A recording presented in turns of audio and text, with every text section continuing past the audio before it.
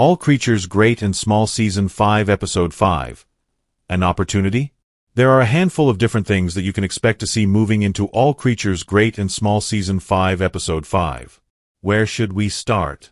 Well, it actually feels like the right, natural place to kick off this conversation is noting that there is another installment coming next week, otherwise known as Super Bowl Sunday. The vast majority of shows out there would probably opt against putting something out there on this day, but the PBS drama is not like many others. After all, it is one that does not share a huge audience with football, and the network has a long tradition of counter-programming opposite the big game.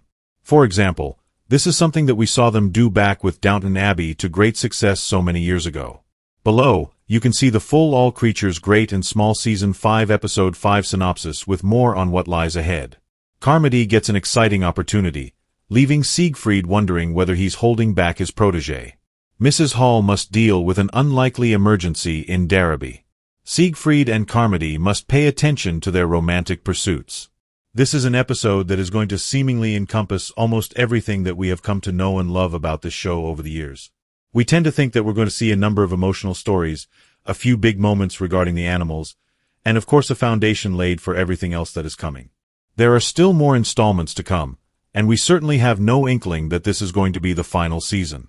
For Siegfried in particular, though, we would wonder whether or not this is the biggest episode that we have had a chance to see in quite some time. Where will all of it go? What do you most want to see moving into All Creatures Great and Small Season 5 Episode 5 when it airs? Be sure to share right now in the attached comments.